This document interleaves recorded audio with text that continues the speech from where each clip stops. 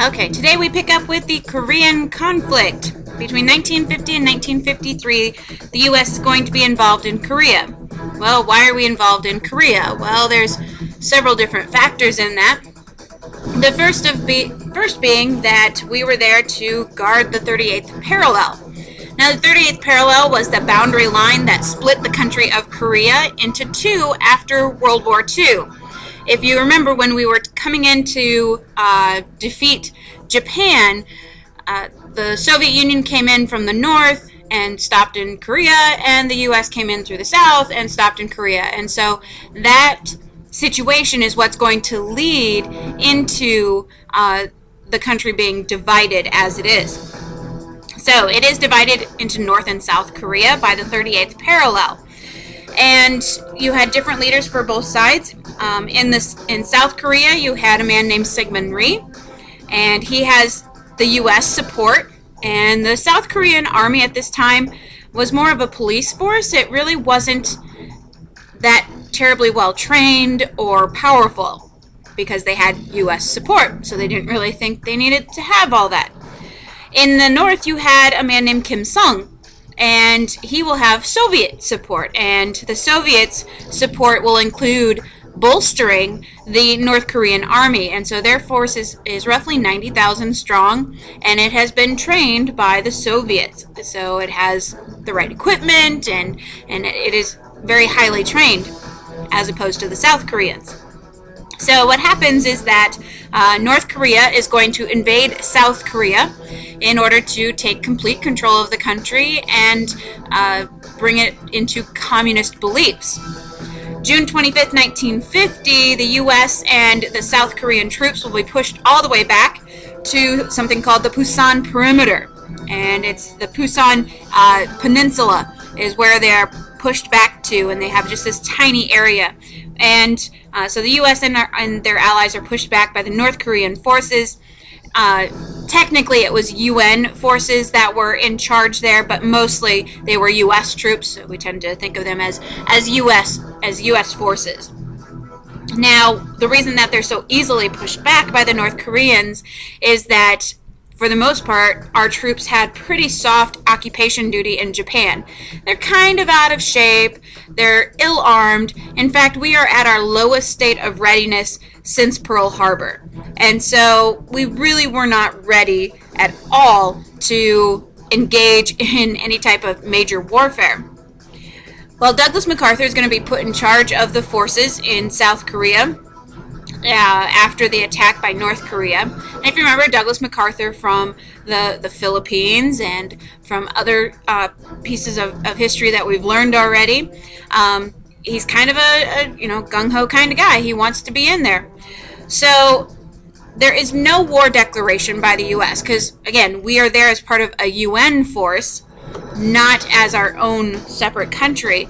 And so there is no war declaration. So we technically cannot call this a war. So that's why we call it the Korean conflict and not the Korean War, because there's never going to be a declaration of war. There never is one. Well, MacArthur's goal when he is put into South Korea is to restore the 38th parallel, to put us back to where things used to be on the 38th parallel. And it causes some difficulty for him because, again, we're at our lowest state of readiness since Pearl Harbor. So we really don't have the right equipment ready, and our supplies are low and all that kind of stuff. In fact, when you're looking at our military from the end of World War II up until the invasion of North Korea into South Korea in 1950, things aren't going so good for our military. We're kind of scaling back. In fact, I got a couple quotes here for you. Truman's chairman of the Joint Chiefs of Staff, General Omar Bradley, in October of 1949, he says that he predicts that large-scale amphibious operations will never occur again. And he's thinking about D-Day, and he's saying, we'll never have to do anything like D-Day again. So we really don't need to have all this stuff. We can scale back and save some money. Truman's Secretary of Defense, Louis Johnson, is going to say to Admiral Richard Connolly in 1949 that we'll never have any more amphibious operations, kind of going off of what Bradley said. And that does away with the Marine Corps, and the Air Force can do anything the Navy can do nowadays, so that does away with the Navy. And so, in this time period of 1949, 1950, we're looking at scaling back our military. We're not looking at bolstering it and making it, go after the North Koreans. So, with this invasion of South Korea, the gutting of the Navy and the Marine Corps is not going to happen, because they're going to realize, hey, we kind of do need these aspects. And so MacArthur's going to come up with a battle plan to take back the country of South Korea. And so he plans an invasion at a little tiny town called Incheon.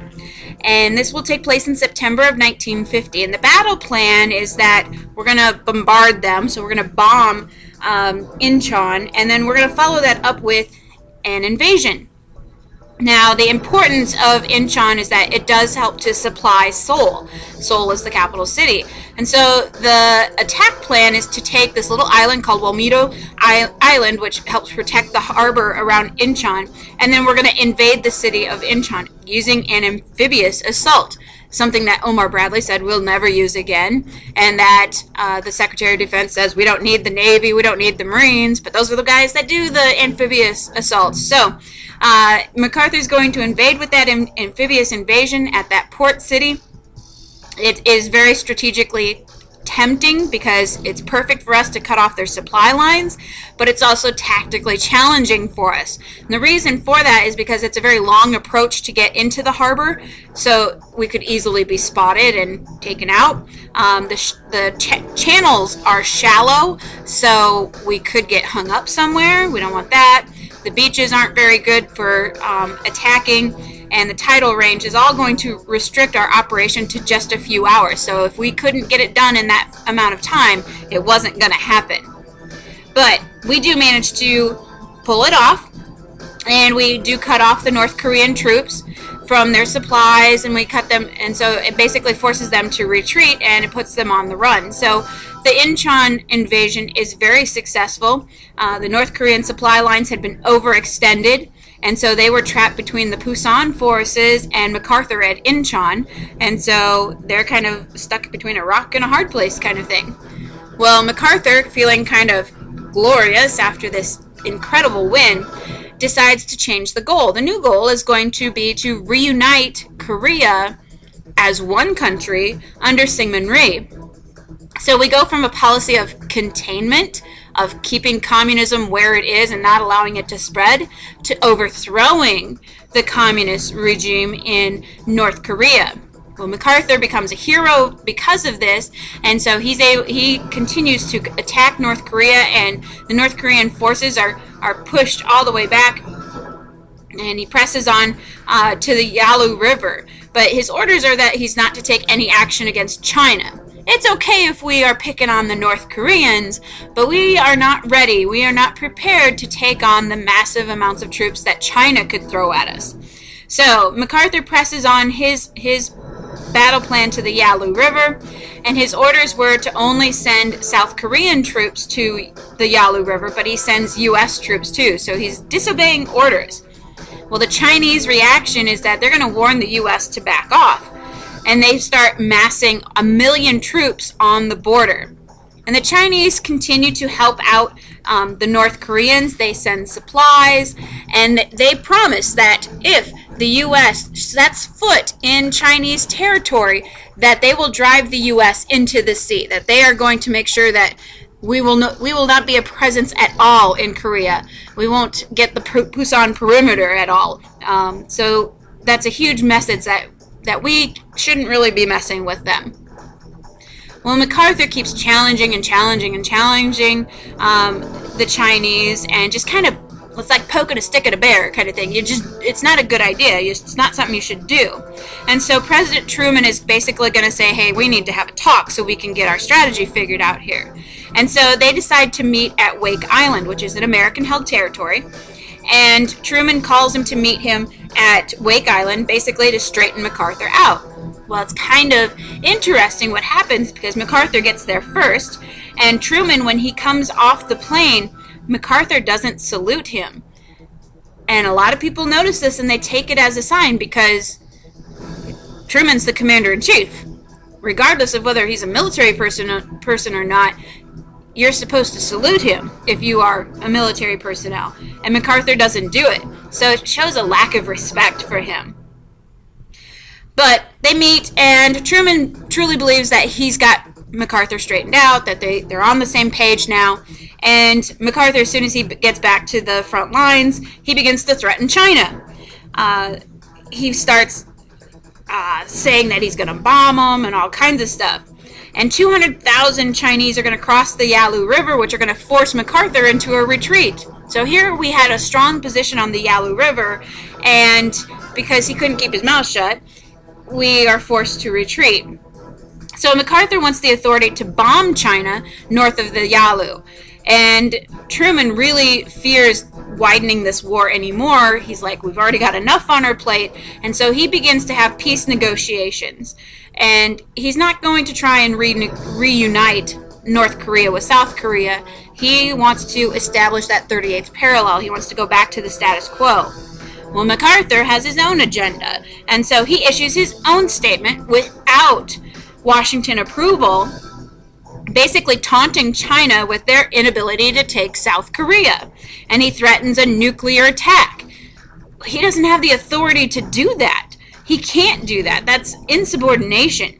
And so MacArthur is going to be fired for his insubordination. And Matthew Ridgway will be put in command in Korea instead. And so he will be replaced. And the goal changes again to returning to the status quo. Now we're no longer going to even try to take North Korea and reunite it with South Korea. We're going to return back to the status quo of the 38th parallel. Well, the results of this huge debacle is 1952, the peace talks are going to be stalled. There's still a seesaw battle in North Korea, mostly taking place in the very cold and rugged mountains of North Korea, which is kind of bad for U.S. troops because we're not familiar with fighting in that kind of terrain, and so it doesn't really work out in our favor. 1953, an armistice will finally be signed, and an armistice is a ceasefire. It is not a peace treaty. In fact, we'll never have a peace treaty because we were never in a war. We never declared war. So the best we can get is a ceasefire, and the war will end where it began, on the 38th parallel. Now, the armistice is still nominally in effect. The North Korean War is still not over. In fact, there's still guards posted at the 38th parallel.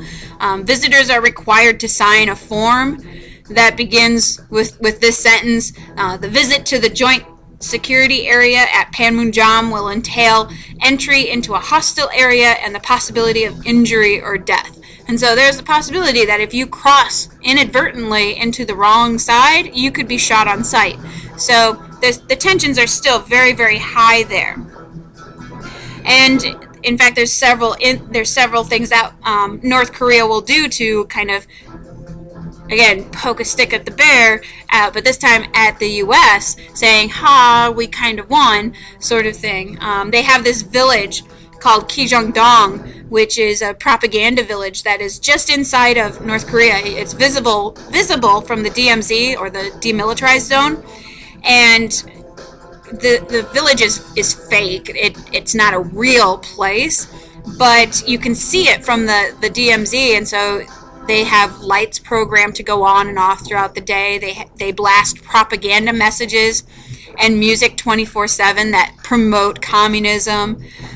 It's not believed to be inhabited by anyone, but like I said, they have like programs for the lights to go on and off and all kinds of stuff. And it was a huge deal that they had the highest tower in the area. So it's kind of a competition between North and South Korea to see who's got the tallest radio tower.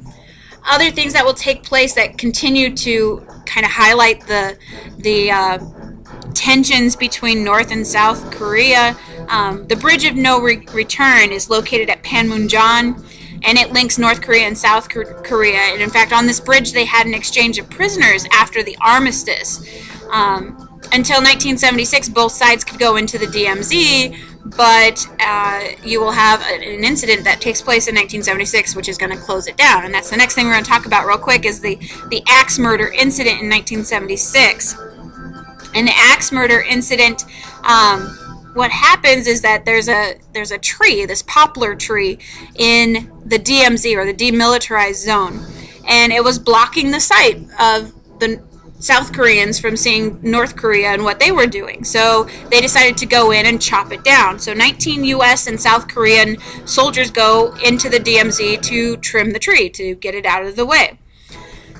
Now the commander was, supervising, and the North Koreans are going to come in with their soldiers and say, "What are you doing?" And he just kind of ignores them because he doesn't have to answer to them at all. And the commander turns his back and sort of ignores the North Korean commander.